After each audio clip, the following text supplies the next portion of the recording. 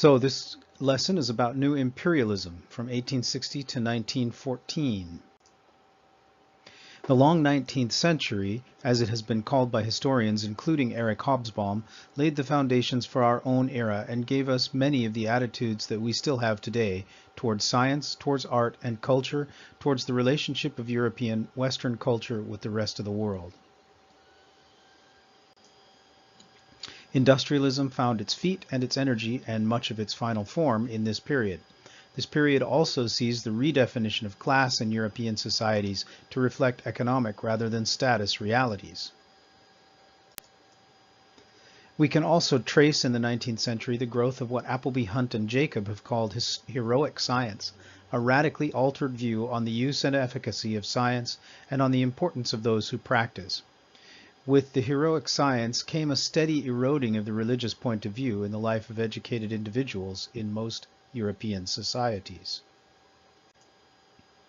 The state also eroded the power of religion in a number of ways in this period, most notably through the roughly simultaneous creation in England, France, and Germany of public education systems financed and vetted by the state itself. While these events occurred in each society for different reasons, their net effect in all three places was to place the values of the state in the driver's seat, so to speak, replacing religion with the nation as the chief association, and loyalty in the lives of most citizens, and also, for the first time, giving a majority of citizens access to education.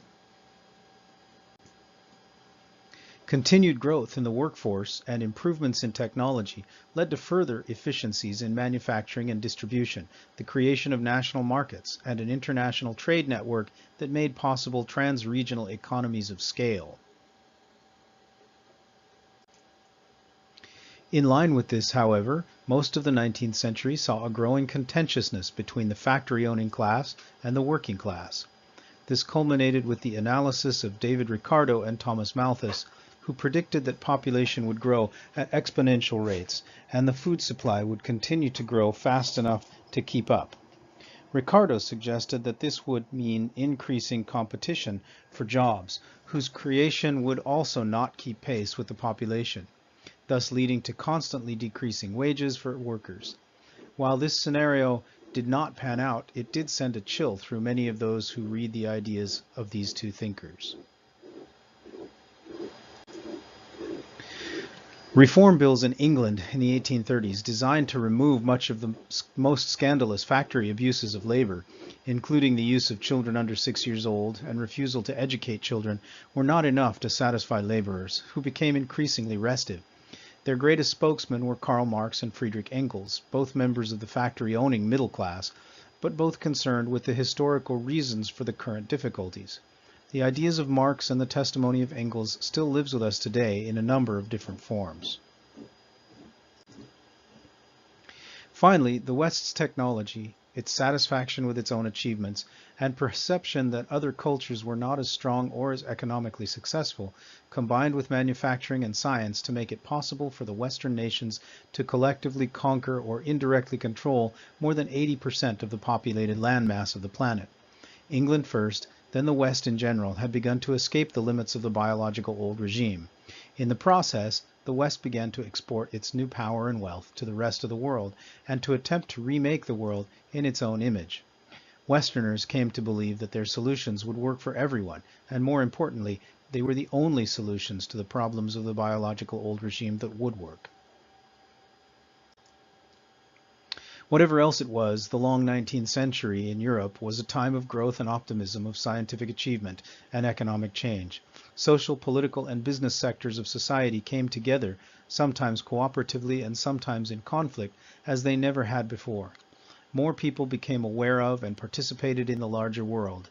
This spawned a new burst of intellectual energy as Europeans tried to understand their place in the world and the reasons for their being in that place. Controversy, struggle, and contention lived side by side with progress, growth, and success. One of the best examples of the European confusion about their place in the world, both their sense of success and pride and confidence, but also a sense of growing ambivalence and concern that they might not be doing the right thing, is Rudyard Kipling's book right here, The Jungle Book, which is in many ways both a recognition of the idea that humans are separate from nature, but also the idea that humans must live with nature and live with each other. In this class, we framed the long 19th century as a beginning with the French Revolution. The reason was that for that was the emergence in France of a middle class with the money and education and desire to begin to play a leading role in government and business. The only thing they needed was the opportunity. The emergence of the middle class as a power base in society occurred almost simultaneously in several major societies in Europe, including France, England, Italy, and Germany. Ironically, while the members of that class probably had much in common in a transnational sense, they separated themselves from each other through an increasingly competitive nationalism. In fact, it was the middle class that was the best positioned to take advantage of the innovations England had seen in the century before, and of the ideals presented by the American and French revolutions. The appeal of the ideals of rights and the guarantee, which Napoleon and the Americans had written into their laws, of private property out of bounds of the state was nearly universal. The ideals of John Locke, who had inspired a generation of American revolutionaries with his arguments about the social contract and the rights of government and citizen, came to be seen as the natural way for society to be organized, based as it was on rational analysis, a scientific way of looking at the world. Science played a huge part in the world of the 19th century middle-class European. By 1833, Sir Charles Lyell of Great Britain had published his 3-volume work of Principles of Geology.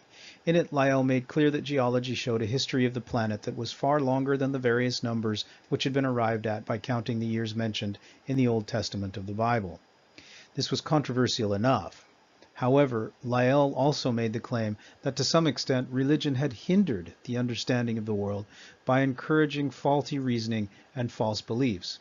This was neither the beginning nor the end.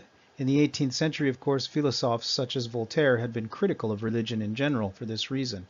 However, people like Lyell brought not only rational thought, but the analytical process of quote-unquote hard science, as we call it today, to these criticisms. The middle class, having been educated in schools where science was taught, were familiar with this form of reasoning and comfortable with the requirement that claims to truth be presented along with evidence in the form of repeatable experiments or existing physical proof. This group of people quickly came to believe that truth had to look like science, and this led to a crisis in faith in Europe, in the European middle class, who left the church in droves during the 19th century. In the same context, in 1859, Charles Darwin, after having returned from a voyage on board the HMS Beagle, published his Origin of Species. According to Darwin, every living organism present in this world had evolved from a single living organism in the remote past. His research also suggested that this evolution was random and occurred over millions of years. The key element in Darwin's theory was his idea of natural selection, by which an organism, by passing its traits down to the next generation, tends to keep random changes which help it to survive in its species or in its environment. Over millions of generations, these changes literally change species, cause some to divide from others, etc. And this had tremendous impact not only in the religious communities of the time, many of whom were absolutely opposed to this idea at all, but also on the thought of social theorists, philosophers, and the like. And you can see here a 19th century depiction of Darwin as a monkey, which is a way for cartoonists to make fun of his idea that humans may have descended from apes. In 1863, Thomas Henry Huxley became the first scientist to apply Darwin's ideas directly to humans, and was very successful in his attempt, showing that there was every possibility that humans were related to other species of animals through biological similarities. In 1871, Darwin published The Descent of Man, which was a far more controversial book because in it he proposed that human institutions and religions were evolutionary in origin and caused further evolution themselves. This, of course, was quite upsetting to the religious establishment because it made their beliefs into little more than a survival mechanism, arrived at randomly at the whim of nature. It was appealing to others, however, because it did contain scientific-style reasoning, and since heredity had come to be understood after Gregor Mendel did his experiments with pea hybridization, which were published in 1866. This perhaps predictably led to a host of other theories on the relationship of evolution and humans, and later human society. Herbert Spencer theorized that human progress followed a general law of progress and defined that as meaning that any species that was progressing was in the process of moving from simple, homogeneous form to a complex and broad group of functional individuals.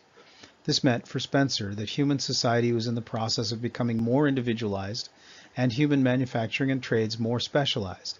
As he put it, the calico manufacture locates itself in this country, the woolen cloth manufacture in that. Silks are produced here, lace there, stockings in one place, shoes in another, pottery, hardware, cutlery came to have their special towns, and ultimately every locality becomes more or less distinguished from the rest by the leading occupation carried on in it. Nay, more. This subdivision of functions shows itself not only among the different parts of the same nation, but among different nations. That exchange of commodities which the free trade promises so greatly to increase will ultimately have the effect of specializing in a greater or less degree the industry of each people. In other words, while each location within a society will come to have its own economic function and place in society as humans become more complex, each society will also become specialized and do for humanity what it has evolved to be good at. This led to an argument known as social Darwinism. Social Darwinism was the theory that human societies were subject to evolution and natural selection like any other species.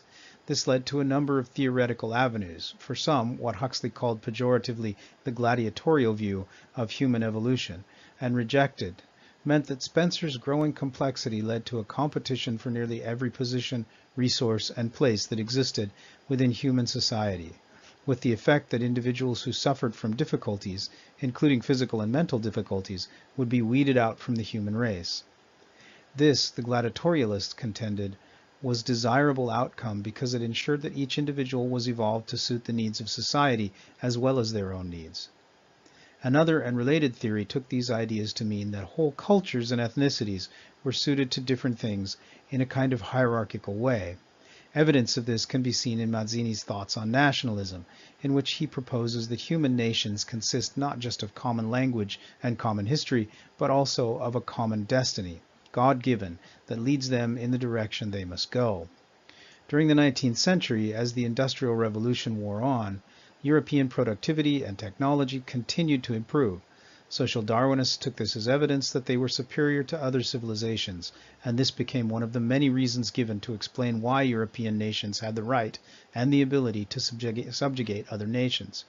The argument went forward and can be found in Rudyard Kipling's The White Man's Burden, published in McClure's magazine in 1899, to suggest that Western colonization of the rest of the world was, in fact, a kind of evolutionary tutelage, in which Europeans were both taking their place as the world leaders and helping other societies to evolve into their own functions as well. Since this was valuable and the teaching required resources, it was used to justify the use of resources from the conquered countries, including human labor, to provide the needed economic growth for the Europeans to continue caring for their evolutionary charges. Of course, this was not the only argument put forward as to why the newly powerful European nations should colonize the globe. One reason was simply that they could, given their new technology, which included a tremendous and ever-growing new stock of weapons and transportation that allowed them to project force across the globe. Although the number of men they could move was still tiny by contemporary American standards, the technology they possessed was so far in advance of that of most people they encountered that their projection of force was most frequently successful. This meant, however, that since conquest cost money, it could only be undertaken where some economic reward might be found. This argument was rapidly taken up, and colonies were, for a time, expected to support themselves and provide profit to the mother country. While profit certainly did come in for private businesses, there is no evidence that any Western colonizing power ever made a profit overall in the imperialist endeavors. Therefore, this argument was largely hollow. Perhaps less hollow, if no less shallow, was the argument that controlling an empire meant prestige for a nation. This had to do with the demonstrated ability to take and hold territory, which proved both military and economic strength, and the willingness of members of the conquering society to take on extended commitments in defense of their own goals. In a sense, this demonstrated war readiness, so the possession of colonies came to be a rather inaccurate measure of national strength and a point on which members of the society could compete as fans of different sports teams do with other Westerners. Finally, there was a utilitarian argument, which put all of these on the sideline and claimed that the growing needs of industry required raw materials, and that those raw materials could be found in other countries. If they were not being used or could not be adequately defended, it was the economic destiny of industrialized nations to find and exploit those cheap raw materials. This came ultimately to be perhaps the most powerful of the justifications of imperialism applied in the case of Africa, where, for convenience sake, lines were drawn on a map at a conference in Berlin that cut straight through entire African societies simply because each European power wanted access to resources in Africa, and the straight lines were the most convenient way to gain access. In another episode, King Leopold II of Belgium sent ambassadors to the area of the Congo River to search out local chiefs. Their official job was to negotiate rights to dig holes in search of gold, and they communicated such to the chiefs they met. However, the treaty documents that those chiefs signed, standard for Europeans, but never seen before in that part of Africa, contained language that gave the Belgian king personal ownership of the land and the right to exploit its people as slaves. In his relentless search for gold, Leopold's policies caused the deaths from starvation and disease of nearly 3 million people in the Congo region, and the relocation as refugees of millions more. Not even social Darwinism could condone this, except perhaps in its most extreme and rarely accepted form. Yet this is only an extreme example of European practices in the era of new imperialism after 1880. European technology, combined with the necessity for raw materials and markets generated by the Industrial Revolution, and a commitment to the policies that catered to those needs as moral imperatives by a newly empowered public, especially the middle class, combined to make it possible and imperative for any European nation that wanted great power status to engage in imperialism by 1884. And those countries that did participate did so in a competitive fashion that can be described by the word scramble. Literally, this was a race for territory, often even for property that, while it was valuable to its inhabitants, had no clear economic or political use for the imperial power that came to control it, other than that it provided prestige.